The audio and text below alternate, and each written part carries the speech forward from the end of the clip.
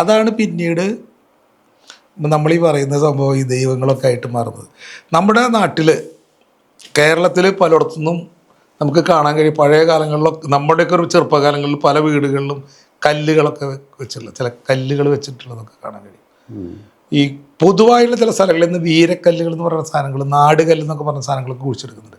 ഇതൊക്കെ ഒരു ഗോത്രത്തിനോ ഒരു സമുദായത്തിനോ വേണ്ടി മരിച്ച, പടവെട്ടിയോ അവരുടെ ഐശ്വര്യത്തിന് വേണ്ടിയോ മരിച്ചുപോയ ആളുകളുടെ സ്മരണയ്ക്ക് വെക്കുന്ന കല്ലുകളാണ്.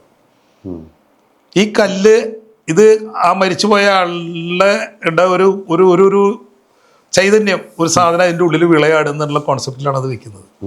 ഇവിടെ പോയി വിളക്ക് വെക്കുകയും അതിന് തൊഴുകയും ചെയ്യുന്നത്. ഇതിൽ നിന്നാണ് പിന്നീട് വരുന്ന വിഗ്രഹങ്ങളൊക്കെ ഉണ്ടായിട്ട് പിന്നീട് വരുന്നതാണ്. ഈ കല്ലാണ് ഇതിൻ്റെത്. ചാത്തനായാലും മുത്തപ്പനായാലും എല്ലാം ഈ കല്ലാണ്. ശബരിമല അയ്യപ്പനായാലും കല്ല് തന്നെ. ഇതൊക്കെ ഈ വീരാരാധനയിൽ നിന്നിട്ട് വരുന്ന സാധനം.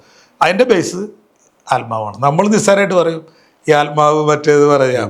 ഇന്നിങ്സിൽ ആളുകൾക്ക് നല്ല വിശ്വാസമാണ്. മരിച്ചു കഴിഞ്ഞാൽ വേറൊരു ഇന്നിങ്സ് ഉണ്ടെന്ന് നല്ല ഇന്ത്യയിലെ പരിപൂർണമായ ആളുകൾ തന്നെ നമുക്ക് പറയാം. കുറച്ച് യുക്തിവാദികൾ ഒഴിച്ച് എല്ലാവരും വിശ്വസിക്കുന്നുണ്ട്. ഉറപ്പായിട്ടും അവരത് കരുതുന്നു. പിന്നെ ചിലർ നന്മ ചെയ്യുന്നത് പോലെ ഈ കാര്യം ആലോചിച്ചിട്ടാണ്.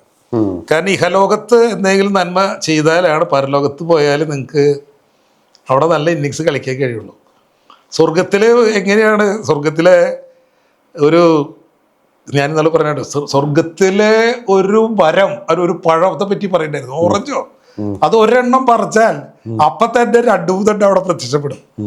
അതിങ്ങനെ കൊലകൊലാന്ന് ഇങ്ങനെ നിൽക്കണം നേരത്ത്. അങ്ങനെ പറയുന്ന ഒരു വർണ്ണനുണ്ട്. അതുപോലെ സ്ത്രീകളെ പറ്റിയിട്ട് പറയണമെങ്കിൽ എത്ര ഒരു നമ്പർ ഊറീസ് ഉണ്ട്.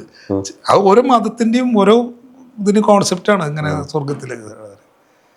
അപ്പം ഈ ഇന്നിങ്സ് അവിടെ പോയിട്ട് കളിക്കാനുള്ള ആളുകളാണ്. ഇവിടെ ചിലർ നന്മ വരെ ചെയ്യുന്ന ആൾക്കാരുണ്ട്. അപ്പം ഇതൊരു നിസ്സാരമായിട്ടൊരു കാര്യമായിട്ട് നമുക്കിപ്പോൾ കരുതാൻ കഴിയില്ല.